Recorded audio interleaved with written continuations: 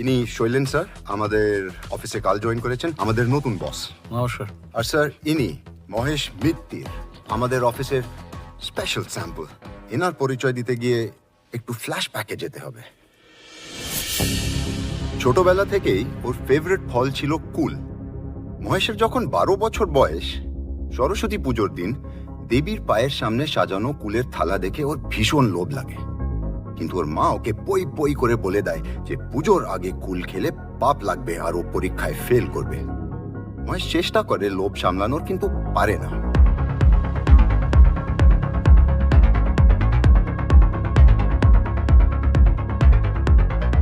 সে চুরি করে কুল খেতে যায় এবং ধরা পড়ে।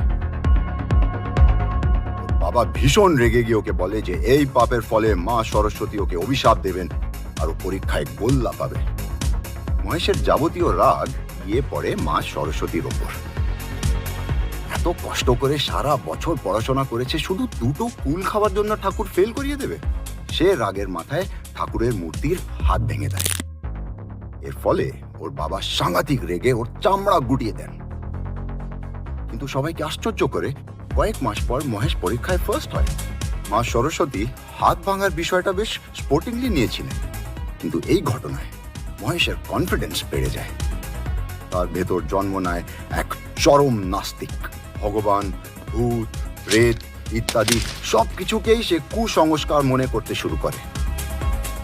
যত বয়স বাড়ে মহেশের বিদ্যা, বুদ্ধি ও ডিগ্রি বাড়তে থাকে, কিন্তু তার সঙ্গে বাড়তে থাকে তার নাস্তিকতা আর তর্ক করার ক্ষমতা। কি মহেশ, ইন্ট্রোডাকশনটা ঠিক দিয়েছি তো? হ্যাঁ, ঠিকই ছিল, তবে আমার ওই হেঁটে আসা জায়গায় যদি স্লোমোতে দুটো পায়রা উড়ে যেত না, খুব ভালো হতো। যাই হোক, তোমরা কি বিষয় নিয়ে আলোচনা করছিলে জানো? ভূত, ভগবান, এসবের অস্তিত্ব। রাইট। আমি যেটা বিশ্বাস করি, এই কলকাতা শহরে এত কোটি কোটি লোকজন বাস করে, তো এদের মধ্যে 2-10টা ভূত মিশে আছে, আমরা চিনি না। আরে এত বড় শহর, রোজ কত লোকজন মারা যাচ্ছে। ভূত থাকতেই হবে। ওই ভগবান, ভূত, স্বর্গ, নরক, স্রেফ গাঁজা, বুঝলে? স্রেফ গাঁজা। আচ্ছা, যদি স্বর্গ নরক থাকে তাহলে প্রমাণ করুন আমার সামনে। ভগবানটা পারবো না, কিন্তু তোমায় প্র্যাকটিক্যাল প্রমাণ দিতে পারি যে ভূত আছে। কোথায়, কিভাবে? রাজারহাটের ভেতরই একটা জায়গা আছে, ভূষণ্ডী শ্মশান। ওইখানে আর ভূষণ্ডী? মরা পোড়ানো হয় না, কিন্তু জায়গাটা খুব নোটোরিয়াস। পরশু শিব চতুর্দশী, সন্ধ্যা নাগাদ তুমি আর আমি চলি। বেশ, তুমি যদি ওদিনকে আমাকে ভূত দেখাতে পারো, আমি সবার সামনে কথা দিচ্ছি, আমি কিন্তু আমার নাক কেটে দেবো। আর হ্যাঁ, যদি দেখাতে না পারো তাহলে তোমারটা।